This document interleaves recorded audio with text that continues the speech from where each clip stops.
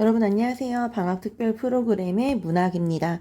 우리 고전 시가의 흐름을 한번 살펴보기로 했었지. 그래서 선생님이 미리 한번 적어놨는데 여기 잠깐만 여러분도 직접 적으면서 한번 확인해 볼게요. 우리의 고전 시가가 어떻게 발전해 왔는지 그 흐름의 순서대로 적어보면 가장 먼저 고대가요부터 시작을 하게 됩니다. 이 고대가요를 우리가 오늘 이제 배우게 될 부분이 될 거고요. 고대가요 이후에는 향가라는 문학이 발전을 하게 됩니다. 근데 이 향가는 조금 잘 봐두셔야 되는 게 우리 중세문법을 배울 때 고대 국어의 모습에서도 향가 부분이 굉장히 잘 드러납니다. 그래서 이 부분은 좀 중요하게 공부하셔야 되고요. 그리고 고려시대로 들어오면서 고려시대에 불렸던 모든 노래를 고려가요라고 불러요. 근데 고려소교라는 문학 갈래를 고려가요라고 부르기도 합니다. 그래서 그냥 고려가요라는 건 고려시대 때 불렸던 모든 노래란 뜻이지만 일반적으로 고려소교를 칭하는 이름으로 보고 있구나 라고 알아두시면 되고, 고려시대부터 같이 고려시대 한 중엽부터 말기에 같이 발생했던 양식이 한시라는 양식이 있어요. 중국의 한자로 적힌 시의 형식을 본떠서 한시를 적기도 합니다. 그 다음에 요 악장과 언의 파트는 이제 훈민정음이 창제되고 난 이후에 적힌 문학이구나 라고 생각하시면 됩니다. 시조도 고려 말력부터 사실 같이 발생을 했죠. 그리고 시조는 현대까지도 활발하게 활용이 되고 있는 문학이기 때문에 여기 이렇게 화살표 표시는 안 그었어요. 그리고 가사라는 문학 갈래는 조선시대까지 쓰여지다가 없어진 갈래이기 때문에 한 요 정도까지 쓰였구나라고 알아두시면 되겠습니다. 그럼 이제 고대가요 어떤 앤데부터 한번 시작을 해보면, 고대가요는 고대 부족 국가 시대부터 삼국시대 초기까지, 그래서 향가가 나타나기 이전까지 불렸던 모든 노래를 고대가요라고 부르고 있습니다. 고대가요는 일반적으로 배경설화에 함께 삽입이 되어 있고요. 구전되다가 후대에 와서는 한역되게 됩니다. 구전이라는 건 입에서 입으로 전해지다는 뜻이기 때문에 맨 처음에 우리 말로 적혔다는 뜻인 거예요. 적일 수가 없겠지 사실은. 우리 말로 지어지고 그것이 입에서 입으로 전해지다가 야 누가 이랬대 누가 이랬대 이렇게 입에서 입으로 전해지다가 후대에 한역된다는 건 한자로 적힌다는 뜻인 거예요. 그래서 한자로 기록되다. 근데 여기라고 했으니까 이것은 우리말을 한자로 번역한 거야. 왜? 우리나라 글자가 없었으니까. 이렇게 해서까지 기록이 남아있고, 그럼 이런 배경설화들이 어디에 기록에 남아있냐? 해동역사, 삼국사기, 삼국유사 등의 작품들에 실려 있습니다. 요 악학개법은 사실은 조선시대 때 이제 훈민정음 만들어지고 나서 만들어진 책인데, 요 자체는 정읍사 때문에 그래요. 요 정읍사는 여기 보세요, 여러분. 여기. 자, 정읍사는 한글로 기록되어서 전해진 글이에요. 그래서 가장 최초로, 이제 한글로 기록되어 있는 가장 최초의 오래된 작품이야. 라고 볼 건데, 정읍사는 백제시대 때 쓰여진 노래입니다, 여러분. 그래서 백제시대의 배경을 가지고 있고, 근데 이제 훈민정음이 창제된 이후에 기록이 되었구나. 라고 보시면 되겠습니다. 고대가요를 향유했던 계층은 임금부터 여러분은 안 배웠던 것 같아요. 배웠던 학교도 따로 있긴 하지만 이제 고구려의 이대왕이었던 유리왕이라고 하는 임금부터 그 다음에 서민의 아내까지 되게 다양한 계층들이 썼구나라고 확인할 수 있겠습니다. 형식은 사실은 현재는 사구체로 전해지는 게 굉장히 많기는 한데 문제는 이게 너무나 오래되기도 했고 한문으로 번역돼서 이제 기록이 되어 있기 때문에 이게 정확하진 않다라고는 보고 있습니다. 고대 가요 같은 경우는 그래서 밑으로 내려와 보면 제천의식을 통해서 이루어진 가무의 풍속에서 그 기원을 찾는다? 그럼 가장 먼저 만들어진 건 결국에는 원시 시대의 종합 예술이야 라고 보고 있습니다. 원시 시대의 종합 예술이니까 춤도 추고 노래도 하고 하면서 불렀던 시들이라 생각하시면 되고요. 요게 나중에 이제 한글로 번역되고 한자로 번역이 되고 한글로 기록되는 과정에서 이제 우리에게 남아있게 될 거고요. 근데 발전되는 과정은 집단적인 노래에서 개인적인 노래로 발전하게 됩니다. 일반적인 집단적인 노래라면 의식을 하거나 뭐 제천 행사 같은 것에서 의식을 하거나 아니면 이제 노동을 할 때 함께 힘을 합쳐야 될 때 이런 애들은 집단적 노래, 그 다음에 이제 개인적인 노래는 개인의 정서를 노래한 뭐 사랑 노래도 있을 수 있고 여러 가지들이 나타날 수 있겠죠. 그 다음에 고대 가요의 대부분은 이거는 사실 한시로 번역이 되어 있는 경우가 많기 때문에 일반적으로는 4구체의 형식을 가지게 됩니다. 4구체라는 건 4줄짜리란 뜻인 거예요. 그래서 일반적으로 4구체 밑에다 4줄 이렇게 적어놔. 그래서 오늘 배우게 될 구지가 같은 경우도 한 줄, 두 줄, 세 줄, 네 줄 이렇게 4구체인데 일반적으로 이렇게 의미상 전반부 그리고 후반부 이렇게 나뉜다는 뜻이에요. 황조가도 한 줄, 두 줄, 세 줄, 네 줄의 4구체인데 이렇게 하면 전반부, 이렇게 하면 후반부로 나뉠 수 있겠죠. 그 다음에 이제 백제시대 때 쓰여졌던 한글로 기록된 문학이 정읍사라는 작품이 있었잖아. 이 정읍사는 우리가 겨울학기 때 배웠던 친구들도 있을 수도 있습니다. 이 부분에서 보면 어기야 어강돌이라는 부분은 밑에 반복되죠. 어기야 어강돌이 또 밑에 어기야 어강돌이라는 부분 반복되고 있잖아. 그래서 이런 부분들은 우리가 의미하고는 전혀 상관없는 흥을 돋구기 위한 운율을 주기 위한 조음구나 후렴구라고 해요.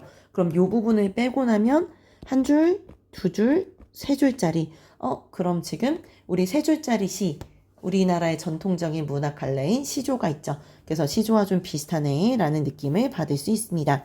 그래서 이렇게 그냥 옆에 써져 있는데요. 그냥 한번 읽어보시고 수능에서는 주로 나오는 것들은 요런 애들 많이 나오진 않습니다. 사실은 요런 애들이 나올 수 있고 근데 우리는 내신을 해야 되기 때문에 당연히 요런 애들 다 볼 거야 라고 알아두시면 돼요. 고1 때 안 나오더라도 고2 문학에서는 무조건 나옵니다. 그래서 알아두셔야 되겠습니다. 그럼 이제 옆에 페이지에 넘겨서 선생님이 안 읽어준 부분들은 여러분이 직접 읽어보시면 되겠죠. 자, 첫 번째 작품인 공무도화가 한번 시작해 보겠습니다. 공무도화가는 일단 제목과 작가의 이름을 확인하셔야 되는데요. 백수광부의 아내라고 되어 있죠. 이 아내가 어떤 사람인데 라는 부분은 이 배경설화를 한번 함께 확인하도록 하겠습니다. 고대 가요에서는 배경설화가 함께 항상 실려져 있을 거예요. 그 이유는 너무나 옛날에 있었던 일이기 때문에 배경설화가 없으면 도대체 어떤 내용이지? 이거 왜 쓰였지? 하는 것을 확인할 수 없기 때문에 배경설화와 함께 실려서 전해지고 있습니다. 자, 고조선 때, 이거는 고조선 때구나 라고 알아두시면 되겠죠? 사공인 배를 운전하는 사람이라고 생각하시면 돼요. 광리자고란 사람이 새벽에 나루터에 갔어. 나루터니까 이제 물가겠지, 그치? 흰 머리를 한 어떤 사람이 강을 건너고 있는 거예요. 그리고 그 아내가 뒤를 따라가면서 건너지 말라고 외치면서 말려요. 근데 그 사람은 강을 건너다가 물에 빠져 죽어요. 그리고 그의 아내가 공후라는 게 그 당시 악기라 생각하시면 돼요. 공후를 튕기면서 슬픈 노래를 부르고 따라 죽었더라. 그 아내가 부른 요 슬픈 노래, 요게 바로 공무도화가 작품이 될 거고요. 요 흰머리를 한 어떤 사람, 아내가 있으니까 남자잖아.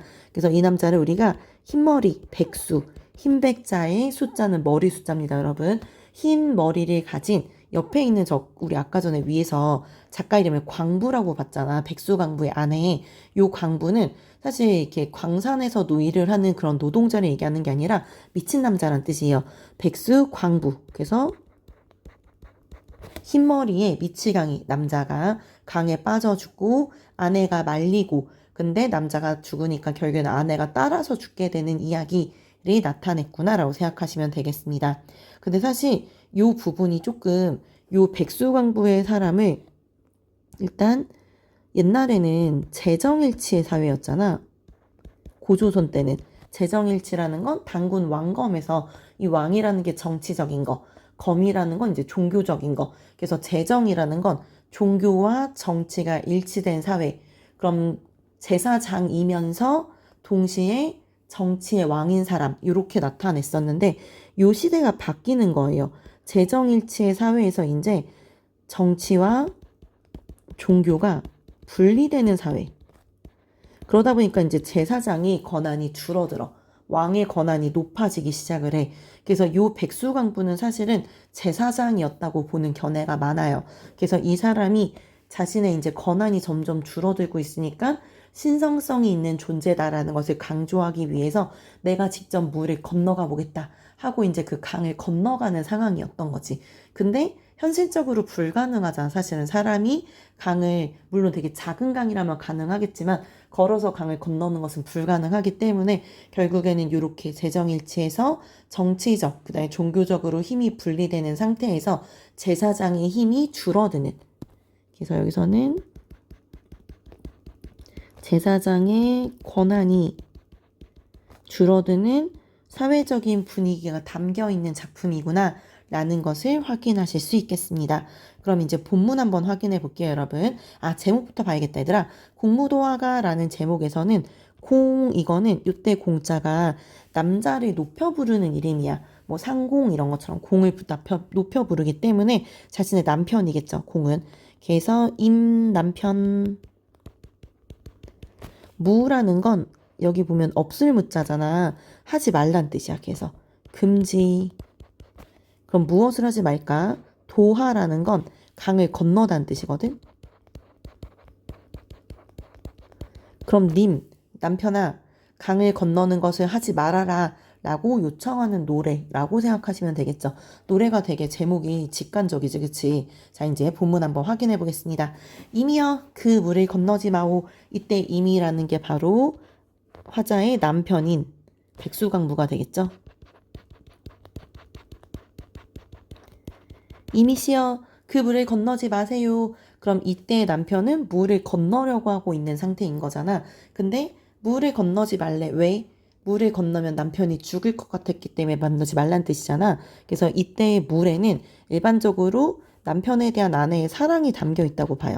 그래서 나의 사랑의 안쪽에서만 살아주세요 라고 얘기를 하고 있고, 건너지 마오 결국에는 애원하고 있는 처지인 거죠. 물 건너지 말라고. 그래서 물 건너는 것에 대한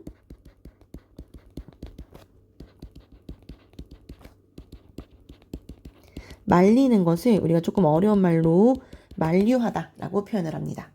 적어 놓으세요. 다음. 임은 그의 물을 건너시네. 얘들아, 이때 그의라는 건 기어이란 뜻이에요.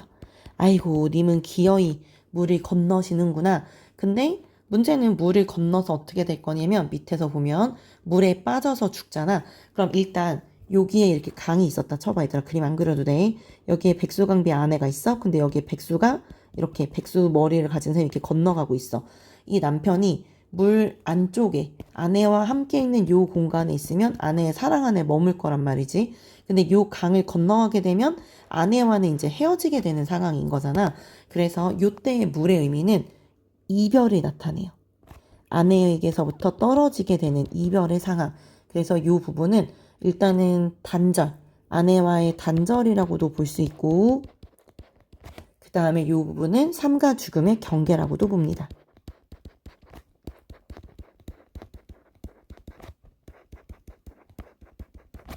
근데 결국에는 물을 건너갔으니까 이제 아이고 어떡해 이런 느낌이겠지. 그래서 초조, 물을 건너는 임을 보고 있죠.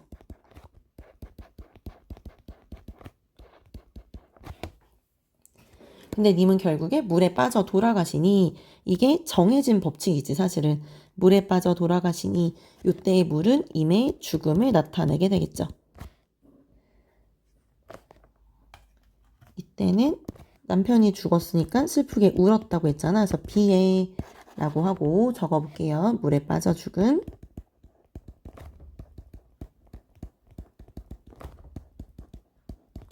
임. 근데 가신님을 어이하였고, 그럼 가신님을 어떻게 다시 불러올 수가 없어라는 느낌이잖아. 그래서 지금 아내는 슬프지만 다시 살릴 수는 없으니까 체념의 처지가 되는 거죠. 그래서 함께 따라서 죽게 되는.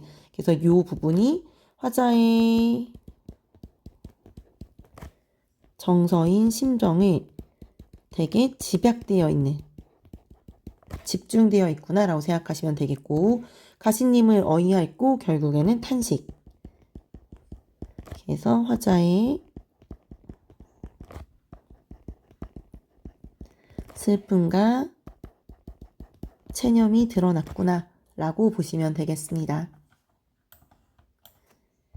그래서 이 부분에서의 시적 사항은 술에 취해서 물을 건너는 남편을 아내가 만류하고 있고, 아내의 정서는 체념적이죠, 애상적인. 남편을 말릴 수 없었고 결국에는 남편이 죽었으니까 애상적이 되겠죠. 그리고 주제가 보이는 어휘는 물인데요. 여기선 요 물의 의미를 기억하시는 게 중요합니다. 그래서 물은 아내의 사랑을 의미하다가 내 아내의 사랑에서 벗어나는 이별, 그리고 남편이 죽게 되는 죽음의 의미를 가지게 됩니다. 그리고 문학사적인 의미에서는 현존하는 가장 오래된 서정시가라고 해요.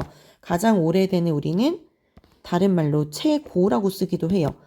최고, 옛고자를 써서 가장 오래된 현존하는 최고의 서정시가다라고 부르기도 합니다. 그 다음에 고대인들의 세계관이나 사랑에 대한 생각이 드러나기도 하고요. 이건 어쨌든 고조선 시대의 사람이기 때문에 고대인들의 세계관 드러나는구나. 남편 죽으니까 따라 죽었네 라는 부분도 있네요. 그리고 이때 한의 정서, 이별했고 그것에 대한 죽음, 그러니까 남편과 이별하고 남편이 죽어서 결국에는 헤어지게 되는 정서는 정읍사, 가시리, 서경별국, 진달래꽃 등으로 이어지고 있습니다. 이 부분들에서 우리가 2학기 때 배우게 될 작품들도 있어요, 여러분. 자, 그 다음에 집단적인 서사시에서 개인적인 서정시로 넘어가는 단계다 보니까 우리가 이런 것을 뭐라 부르냐면 과도기적 작품이야 라고 부릅니다. 자, 그럼 밑에 이제 퀴즈 4개 있는데 여러분 얼른 해보세요. 1번. 이 노래에서는 일단 무엇이 의미를 변화한데 사랑과 죽음 등의 이미지를 변하는데 우리 의미가 변화하는 소재는 물이 있었죠. 두 번째, 사구에 나타난 화자의 정서. 결국엔 남편이 죽었잖아. 그럼 남편이 죽었으니까 슬프고 어떻게 내가 더 이상 살리거나 말릴 수가 없으니까 체념 또는 탄식 이런 것들이 드러나겠죠. 3번, 이 노래의 화자는 이미 다른 여인에게로 떠나서 이미 그냥 물을 건너가서 죽은 일이기 때문에 다른 여인에게 떠났다라고 볼 수가 없죠. 네, 4번, 이 노래에 나타나는 어떤 정서, 얘들아 이별을 했어, 이미 죽었어, 그래서 슬퍼요. 그걸 우리 한 글자로 줄이면 한이라고 볼 수 있겠죠. 한의 정서가 정읍사, 가시리, 서경별국, 진달래꽃 등으로 이어지고 있다라고 볼 수 있겠습니다. 그리고 옆에 페이지에 보시면 구지가라는 애가 있어요. 구지가를 보시면 일단 구지가는 얘들아 작가 이름이 구간 등이야. 그럼 이때 등이라는 것을 통해서 이거는 집단적 노래구나 라는 것을 확인할 수 있겠죠. 그다음 이거는 개인의 정서를 노래하는 시가 아니기 때문에 집단적인 서사시야라고 볼 수 있겠습니다. 그럼 배경서를 한번 보시면 옛날에 구지봉이라는 산이 있었어. 근데 소리가 막 들려오는 거야. 황천께서 내게 명령하시기를, 황천이라는 게 이제 하늘의 임금님이겠죠. 이곳에 가서 나라를 새롭게 해서 왕이 되라 라고 하셨대.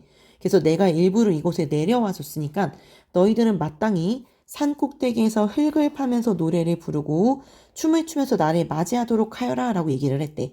그래서 구간 등 마을 사람들이 땅에 엎드려서 빌고 구지가를 부르면서 춤을 추었더니 10여일 후에 황금알 6개가 하늘에서 두둥 하고 내렸대. 그리고 그게 사람으로 변했는데 그때 첫 번째로 나온 사람이 수로고요. 그가 세운 나라를 가락국, 지금의 우리가 가야라고 부르는 나라가 됩니다. 그럼 이거는 가야의 건국시다인 거야, 얘들아.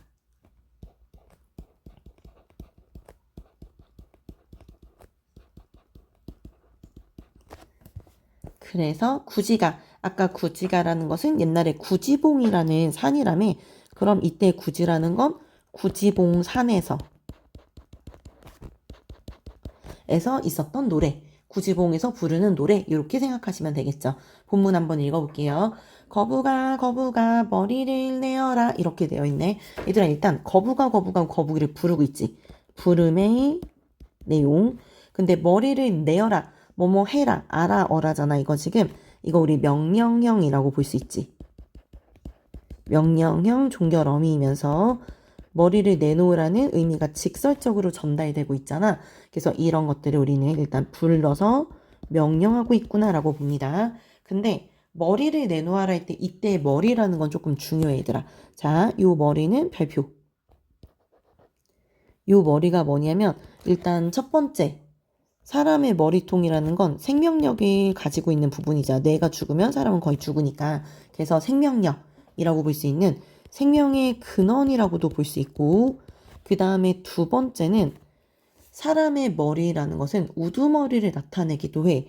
그래서 우두머리인 여기서는 이제 수로왕이 되는 거죠.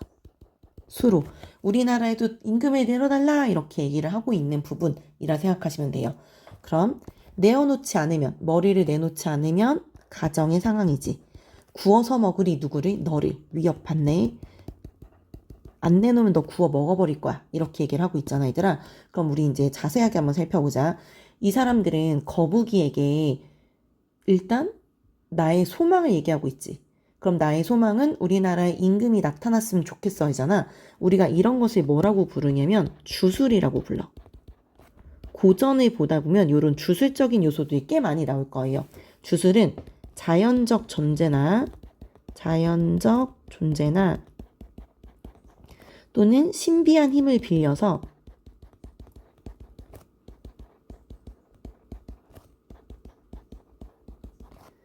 현실적인 소망을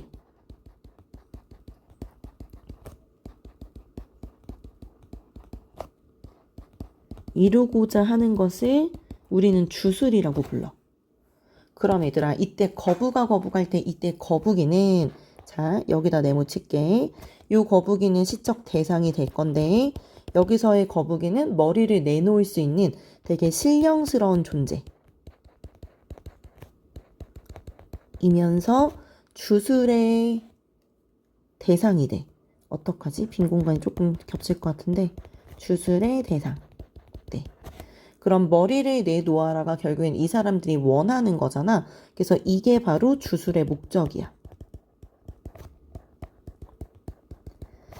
그럼 이렇게 직설적으로 드러냄으로써 원하는 것을 간결하고 명확하게 드러낼 수 있겠지. 그래서 내어놓지 않으면 어떻게 할 건데 구워서 먹을 거야 라는 부분은 신령스러운 존재를 위협할 만큼 그래서 결국에는 상대를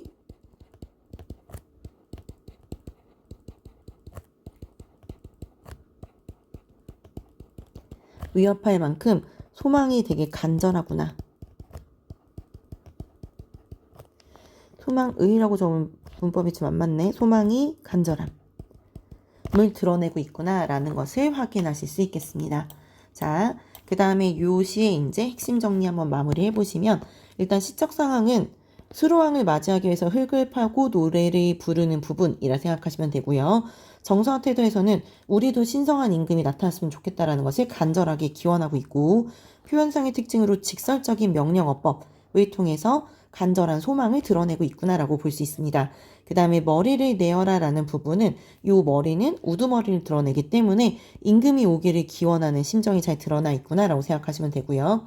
현재까지 전승계는 가장 오래된 집단의 무효, 노래를 부르면서 춤도 추고 있었고 그 다음에 그러니까 무식이라는 게 그 무술을 한다는 의미인데 얘들아 파이팅의 무술이 아니라 약간 주술 같은 것들이 들어가는 무속신앙 같은 느낌의 무효라고 생각하셔야 되고요. 그 다음에 주술성을 지닌 노동요. 얘네는 흙을 팠기 때문에 이거 노동요라 보셔야 합니다. 그리고 집단적으로 창작된 노래구나 라는 것들이 특징이라고 보시면 되겠습니다. 그럼 밑에 이제 4개 있는데요, 여러분. 잠깐 정지하고 풀어보시고 같이 한번 답 확인해 보도록 하겠습니다. 이 노래는 어떤 말투를 쓰고 있었어, 얘들아? 명령형 어투를 쓰고 있었죠. 임금이 강림하기를 기원하는 심정이 이행에 머리를 내놓아라 라는 부분에 잘 드러나 있었고 주술성을 지닌 노래다. 맞아요. 무조건 외우셔야 돼요. 다음 이 노래는 얘들아 작가 이름이 뭐였어? 봤더니 구간등이라고 되어 있었잖아. 그럼 이 노래는 집단적인 노래지라고 생각하고 넘어가시면 되겠습니다. 게다가 나라의 왕을 내놓으라 하니까 이거는 집단적이야 라고 생각하시면 되겠죠. 그 다음에 한 장 더 넘겨보시면 정읍사라는 작품이 나와요. 이 정읍사는 사실 우리가 그때 겨울학기 때 한번 배웠던 작품이기도 하고 이 부분은 조금 배웠던 부분이기 때문에 조금 빠르게 한번 진행을 해보도록 하겠습니다. 정읍사라고 할 때 이때 정읍은 정읍에 사는 이란 뜻이에요, 사실은. 그래서 창작 배경부터 보면 정읍이라는 배경에 살고 있는 한 행상인이 시장에 간 뒤 오래도록 돌아오지 않아요. 그래서 아내가 산에 올라가서 달에게 남편이 무사히 돌아왔으면 좋겠다라고 기원하면서 부른 노래. 근데 결국에는 끝내 남편이 돌아오지 않아서 아내가 산 위에서 돌이 되었다라고 전해지는 망부석 설화를 가지고 있구나 라고 생각하시면 되겠습니다. 그래서 정읍사 할 때 이때 정읍은 백제 지금의 전라도 지역이에요. 정읍에서 불린 노래라는 뜻이고 작가는 어느 행상인의 아내구나 라고 보시면 되겠습니다. 자, 달아. 이때 하는 달님이시여 이런 뜻이에요. 하, 이거는 높임의 혹격조사라 생각하시면 됩니다. 그래서 달하, 높임이 푸른색으로 적어볼까 얘들아? 파란색으로 적어볼게.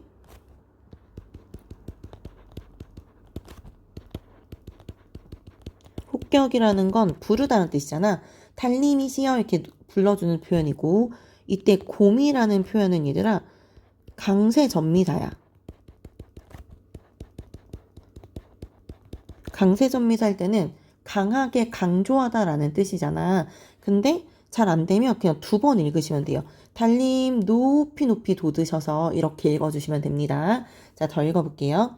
어기야, 얘들아, 이때 어기야라는 부분은 일단 선생님이 노란색으로만 줄거볼게. 요 어기야, 그 다음에 어기야, 억양돌이, 어기야, 아으, 다롱디리, 어기야, 삐뚤어지잖아, 자꾸. 어기야, 어기야, 어강돌이, 그 다음에 어기야, 어기야, 아으.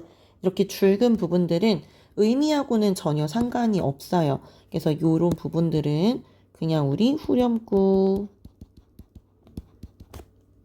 조흥구, 흥을 돋구는, 아이쿠,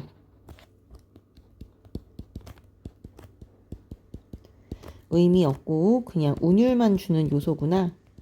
음악성만 주고 있어 라고 생각하시면 됩니다. 그럼 이 부분들은 빼고 가시는 거예요. 그래서 달님이시여 높이 높이 돋으셔서 머리가 멀리 멀리란 뜻이 얘들아. 그래서 머리는 멀리, 근데 곰이 있으니까 2번 멀리 멀리 비춰주세요 라고 얘기를 하고 있죠. 달님한테 멀리 멀리 비춰주세요. 왜? 아까 우리는 배경설화에서 읽었어. 남편이 안전하게 돌아왔으면 해서. 백제시대잖아 사실은. 그럼 전기가 없었을 테니까 당연히 달밖에 밤을 비출 수 있는 존재는 없었을 거잖아. 밤이 얼마나 어두웠겠어. 백제시대인데. 더 읽어보자 얘들아. 저제 여려신 거요. 얘들아, 이때 저제라는 건 저자애란 뜻이에요. 저자애. 그럼 이거는 저자라는 건 시장길을 얘기해. 그럼 시장길에 여러신 거요, 계신가요? 녀다. 얘들아, 녀다라는 건 지내다라는 뜻이야. 시장길에 계신가요? 라고 하는데 요 저자라는 표현을 통해서 남편이, 신분이 상인이구나, 행상인이구나 라는 것을 확인할 수 있겠죠. 요렇게 고전에서는, 물론 고전뿐만이 아니라 현대에서도 마찬가지, 화자나 대상에 대한 정보를 줄 수 있는 것들은 중요해요. 그래서 이 저자라는 건 남편의 신분이 행상입니다 라는 것을 드러내는 부분이 됩니다. 더 읽어볼게요. 증대를 디디올세라. 일단 리을세라 중요합니다 여러분. 리을세라, 뭐뭐 할까 두렵다는 뜻이에요. 얘는 현대어로 해석하는 것도 꽤 잘 나와요. 그래서 증대를 디디올세라, 증대를 디딜까봐 두렵습니다 이런 뜻인데, 그럼 증대라는 건 진 땅을 드러내게 되겠죠. 근데 지금 화자는 이곳을 디딜까봐 두렵다 했으니까 당연히 세모를 쳐줘야겠지. 이때 진 땅이라는 걸 생각해보면 백제시대잖아. 그럼 사람들이 일반적으로 신발이 방수가 안 됐을 거란 말이지. 그럼 그때 질퍽하게 젖으니까 일단은 좋진 않을 거잖아. 그래서 이 부분이 약간 더러운 곳도 되겠지만은 위험한 곳도 될 것이고, 또 질퍽질퍽 거리다 보니까 다른 여자를 만나는 것도 가능합니다. 그래서 다른 여인이 있는 곳, 요런 비유적인 의미를 가질 수 있겠죠. 그래서 어느이다 놓고시라오 이런 부분은 사실 그냥 위험한 곳에 가면 어디든 짐을 놓고 오십시오란 뜻이라서 그냥 짐 버리더라도 너의 몸이라도 안전하게 돌아와 이런 뜻이에요. 내 가는데 점그롤세라. 내 가는 데는 내가 가는 곳이 점그롤세라, 점을까봐 두렵습니다. 그럼 점을까봐니까 어두워질까봐 두렵습니다라는 뜻이겠죠. 이때 내가 가는 곳, 일단 아내가 남편을 마중하러 나왔잖아. 그래서 이 부분은 아내의 마중길. 두 번째는 부부는 사실 같은 하나의 마음을 가지고 있다고 얘기를 하잖아, 우리가 일반적으로. 그러다 보니까 이게 남편이 돌아오는 남편의 귀갓길. 그래서 남편과 아내는 뭐 부부는 일심동체다 이렇게 얘기하는 것처럼 남편이 돌아오는 길도 내 길이다 이렇게 표현을 하는. 그 다음에 세 번째는 요 남편이 만약에 다른 여인이 있는 곳에 들러서 더 이상 안 오게 되면 우리 부부의 인생은 끝나는 거잖아. 그래서 부부의 인생길이라고도 봅니다. 그럼 결국에는 우리 부부의 인생길이 또는 우리 부부가 안전하게 잘 살 수 있게끔 남편이 잘 돌아올 수 있게 해주세요 라는 내용의 시겠죠. 그래서 요 시도 이제 정리를 해보시면 시적인 상황은 아내가 행상을 나가서 돌아오지 않는 남편을 기다리고 있는 시, 그 다음에 남편이 무사하게 돌아오기를 바라는 간절한 마음이 잘 드러나고 있고요. 강세전미사라든지 의구형 어미라든지 대도적인 이미지의 시어라든지 이런 것들을 활용해서 우리한테 이제 일단은 고전의 문법들을 잘 확인할 수 있게 해주고 있고, 그 다음에 얘는 조선시대 때 훈민정음이 창제된 이후에 쓰여진 시이기 때문에 백제시대 노래이긴 하지만 조선시대 문법을 확인할 수 있는 작품이기도 합니다. 그리고 네, 주제가 보이는 어휘에서는 내 가운데 점구를 세라를 통해 남편이 무사귀환하기를 바라는 아내의 간절한 마음 잘 드러나 있고요. 현존하는 백제시대의 가요입니다. 또 한글로 기록돼서 전해지는 가장 오래된 노래라고 생각하시면 되고요. 여음을 제외하면 3장의 형태를 가지게 되기 때문에 시조의 원형으로 본다라고도 되어 있습니다. 근데 물론 이 부분은 사실 조선시대 때 적혔기 때문에 조선시대 사람들이 적던 과정에서 가장 비슷한 시조에 비슷하게 적은 거 아닌가 하는 얘기도 있기는 해요. 근데 일단 이 정도까지 확인하시면 되겠습니다. 그리고 달. 일반적으로 달은 빛나는 존재이고 멀리까지를 비춰줄 수 있다 보니까 우리는 일단 달이라는 존재는 임을 어둠으로부터 지켜줄 수 있는 존재이면서 화자와 임 사이의 거리감을 좁혀주는 매개물. 왜? 내가 달을 바라보면서 그 임에 대해서 기도를 하고 있는 중인 거잖아. 그래서 소망을 빌고 있는 대상이자 그 다음에 내가 다시 한번 임을 떠올릴 수 있게 만들어주기 때문에 임과의 거리를 좁혀주는 존재이다. 그럼 결국에 이 달은 화자와 임의 사랑을 지켜주는 존재이구나 라고 볼 수 있습니다. 그럼 그때 달과 대조되는 소재로는 진대, 진대를 디디올세라 두렵습니다 라는 부분이 있었잖아요. 이 진대라는 것은 어두운 곳이나 질퍽한 곳이나 다른 여자라든지 아니면 위험한 곳에 나타내기 때문에 화자에게 님이 돌아오지 못하게 만드는 대상이 될 수 있기 때문에 이 두 개는 서로 대조되는구나 라고 확인하시면 되겠습니다. 그럼 문제 한번 풀어볼까요, 여러분? 틱톡. 자, 이 노래에서 달은 화자가 남편이 무사히 돌아오기를 바라면서 기도를 하는 기원의 대상이라 볼 수 있겠죠. 2번, 남편에게 닥칠 줄 모르는 위험이나 위협을 이 시에서는 진대라고 나타나고 있죠. 진대. 이 노래에 나타난 전통적인 여인의 상은 일단 남편이 돌아오기를 기다리고 있고 그 과정에서 인내하고 있어요. 뭐를? 고통을. 그래서 인고의 미덕이 드러나고 있고 그 다음에 남편이 돌아오기를 기도하고 있는 모습을 통해서 순종적이고 희생적인 여인상이다라고 확인할 수 있습니다. 이게 우리나라의 전통적인 여인상이에요. 그리고 이 노래는 현존하는 유일한 백제시대의 노래이고요. 그 다음에 한글로 기록되어 있죠. 훈민정음 만들어진 다음에 조선시대에 들어와서 한글로 기록되었다라고 말씀드렸습니다. 그럼 1주차 문학은 여기까지 할게요. 수고하셨습니다.